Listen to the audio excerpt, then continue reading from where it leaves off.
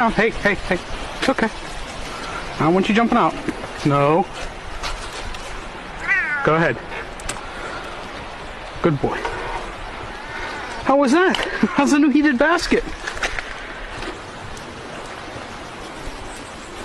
Come on. Try this out. Heated basket. Come on. Pouncy's heated basket design 2.0. I cleaned up the wiring. I went to a low voltage system so it didn't interfere with my microphone, and if he claws at it, he's not going to get shocked. We have a thermostat, an adjustable temperature. We got Pouncy.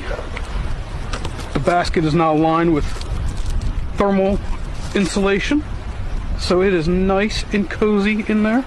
Huh? What do you think? Huh? Is it nice in there?